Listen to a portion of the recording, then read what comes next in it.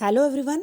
आज के इस वीडियो में हम बात करने वाले हैं ह्यूमन रिसोर्स मैनेजमेंट के एक बहुत ही इम्पॉर्टेंट टॉपिक पर। वो है सैलरी एंड वेज एडमिनिस्ट्रेशन।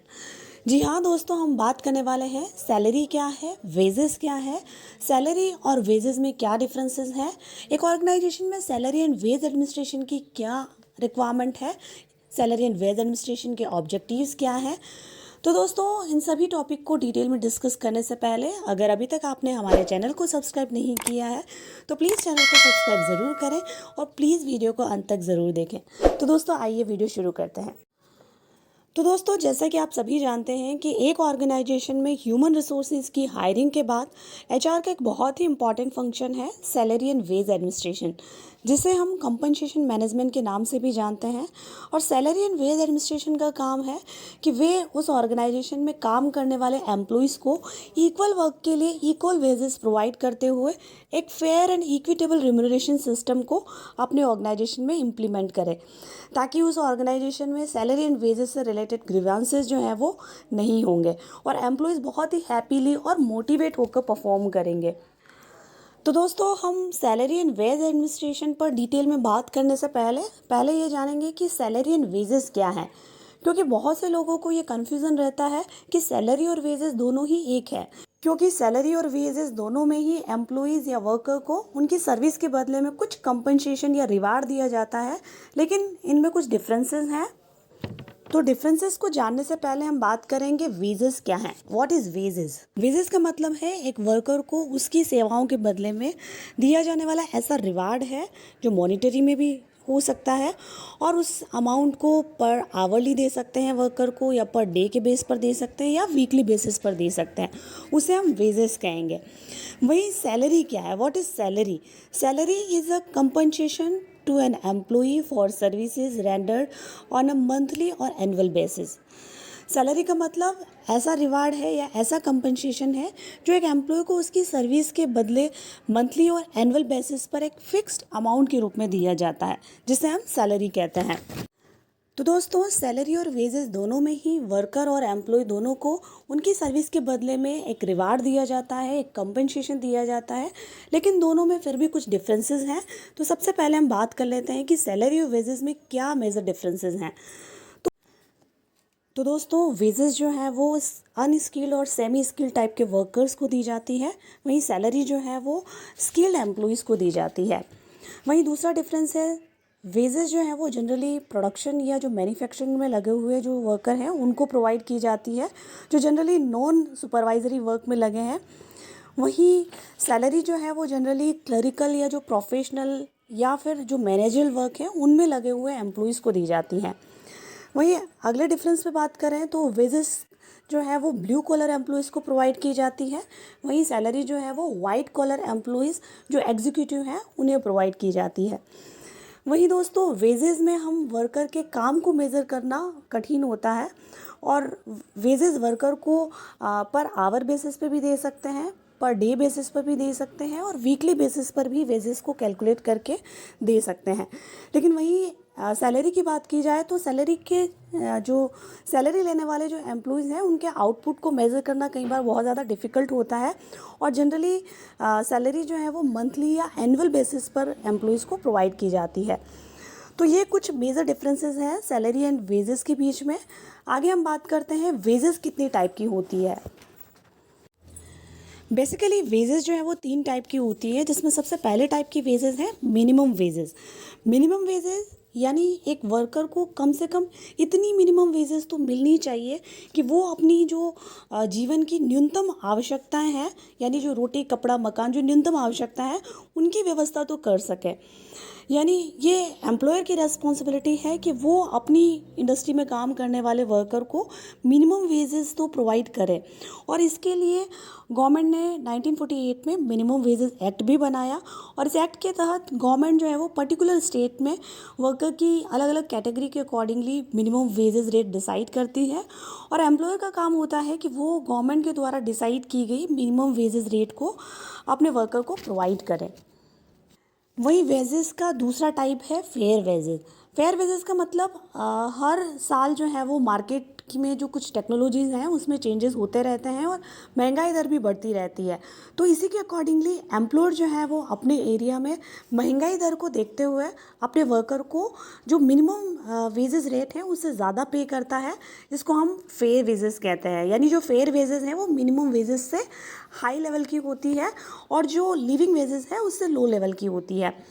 तो यहाँ पर एम्प्लॉयर की रिस्पॉन्सिबिलिटी है कि वो मार्केट में जो महंगाई दर है उसके अकॉर्डिंगली अपने वर्कर को पे करे, ताकि जो वर्कर हैं वो अपना खाना पीना रहना जो है उसकी व्यवस्था कर सके। इसको हम फेयर वेजेस कहेंगे। लास्ट वेजेस का टाइप है living wages. Living wages means more than fair wages, यानी ये जो वेजेस है वो फेयर वेजेस से ज़्यादा होगी। यानी यहाँ पर वर्कर इतना ज़्यादा, मैनेजमेंट जो है वो वर्कर को इतना ज़्यादा तो पे करता है कि जो वर्कर है वो खुद जो है वो अच्छे से रह सके, और इसके अलावा जो लग्जरी जो सुविधाएं हैं, जो फैसिलिटीज़ हैं, उसके जो खर्चे आते हैं उसको वहन करने में वर्कर जो है वो सक्षम होता है।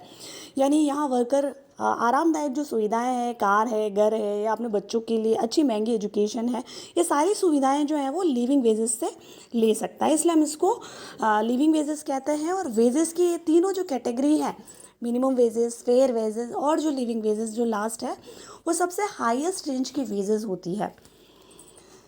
तो ये थी तीनों वेजेस की टाइप्स।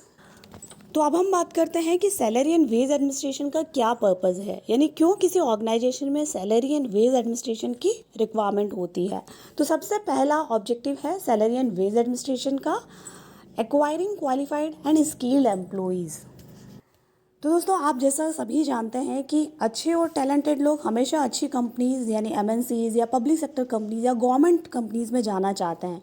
क्यों? क्योंकि वहाँ का कंपनसेशन प्लान जो है वो अच्छा होता है, और जितना अच्छा कंपनसेशन प्लान जो है वो किसी कंपनी का होगा, उतना ही अच्छा जो है वो एम्प्लॉय परफॉर्म भी करेंगे। वहीं अच्छी कंपनीज़ जो हैं वो भी अच्छा कंपनसेशन प्लान इसीलिए डिसाइड करती है क्योंकि उनकी कंपनी में अच्छे यंग टैलेंटेड और नॉलेजेबल वर्कर्स जो हैं वो आ सके।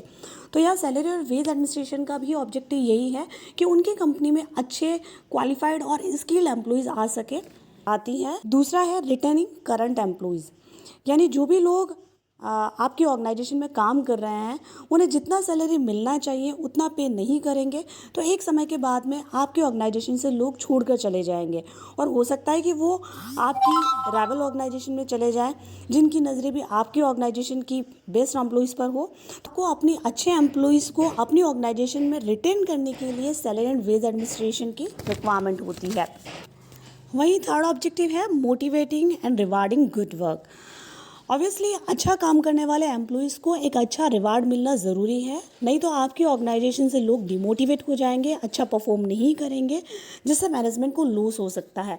तो यहाँ पर मैनेजमेंट की ये रिस्पॉन्सिबिलिटी है, या सैलरी एंड वेज एडमिनिस्ट्रेशन का ये काम है कि अच्छा परफॉर्म करने वाले एम्प्लॉयज़ को एक अच्छा रिवार्ड देना चाहिए, जिससे एम्प्लॉय हमेशा मोटिवेटेड होकर आपकी ऑर्गेनाइजेशन में परफॉर्म करेंगे।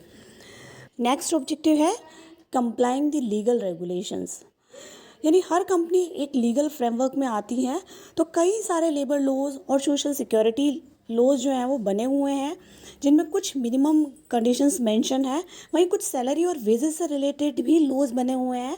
तो उन सारे कानूनों को इम्प्लीमेंट करने की responsibility salary and wage administration की है, ताकि सैलरी और वेज से रिलेटेड कोई भी ग्रीवेंसेस जो हैं वो कंपनी में नहीं हो। वही नेक्स्ट ऑब्जेक्टिव है मेंटेनिंग एंड कंट्रोलिंग कॉस्ट, यानी हर एक ऑर्गेनाइजेशन में काम करने वाले लोगों को सैलरी भी देना है, और अगर आप उन लोगों को कम पे करेंगे तो लोग आपकी ऑर्गेनाइजेशन छोड़कर चले जाएंगे, और एम्प्लॉयज़ को ज़्यादा पे करेंगे तो ऑर्गेनाइजेशन की कॉस्ट भी बढ़ सकती है, क्योंकि एम्प्लॉय अच्छा परफॉर्म नहीं कर रहा है लेकिन फिर भी आप उसको सैलरी दे रहे हैं, ज़्यादा पे कर रहे हैं, तो वहाँ पर ऑर्गेनाइजेशन की कॉस्ट बढ़ सकती है। तो दोनों को बैलेंस करते हुए कॉस्ट को कंट्रोल करना सैलरी एंड वेज एडमिनिस्ट्रेशन का काम होगा। नेक्स्ट ऑब्जेक्टिव है to maintain industrial peace. Industrial peace के लिए बहुत ज़रूरी है कि आपकी ऑर्गेनाइजेशन के अंदर सैलरी एंड वेजेस रिलेटेड किसी तरह के ग्रीवेंसेस नहीं हो, यानी वर्कर अपनी सैलरी और वेजेस को लेकर सेटिस्फाइड होगा तो किसी तरह के ग्रीवेंसेस नहीं होंगे, किसी तरह की स्ट्राइक नहीं होगी। तो इंडस्ट्रियल पीस तभी होगी जब सैलरी एंड वेज एडमिनिस्ट्रेशन सही से वर्क करेगा। देन नेक्स्ट है to establish and maintain an equitable wages and salary system. यानी आपकी ऑर्गेनाइजेशन में सैलरी एंड वेज एडमिनिस्ट्रेशन का काम है कि वो सही से एम्प्लॉय की सैलरी और वेज का जो स्ट्रक्चर है उसको फ्रेम करे, ताकि इक्वल काम करने वाले लोगों को इक्वल सैलरी मिले, फेयर रिम्यूनरेशन मिलेगा, तो किसी तरह का ग्रीवेंसेस सैलरी एंड वेजेस को लेकर नहीं होगा। तो mainly salary and wage administration का काम यही है कि उनके ऑर्गेनाइजेशन में काम करने वाले लोगों को, एम्प्लॉयज़ को टाइमली पेमेंट दिया जाए और जितना वो परफॉर्म कर रहे हैं उसके अकॉर्डिंगली उनको पे किया जाए, ताकि किसी तरह का ग्रीवेंसेस सैलरी और वेजेस से रिलेटेड उस ऑर्गेनाइजेशन में नहीं हो और एम्प्लॉय जो है वो मोटिवेटेड होकर परफॉर्म करेंगे, अच्छे से परफॉर्म करेंगे, जिससे एम्प्लॉय का मोरल जो है वो कंपनी से बना रहेगा और लव एंड बिलोंगिंगनेस की जो फीलिंग है वो उस ऑर्गेनाइजेशन के प्रति एम्प्लॉय की बनी रहेगी। तो इंडस्ट्रियल पीस के लिए भी बहुत ज़रूरी है कि सैलरी एंड वेज एडमिनिस्ट्रेशन जो है वो सही से वर्क करे, ताकि ऑर्गेनाइजेशन के कल्चर को हैप्पी रखा जा सकता है और एम्प्लॉय जो है वो मोटिवेटेड रहेंगे।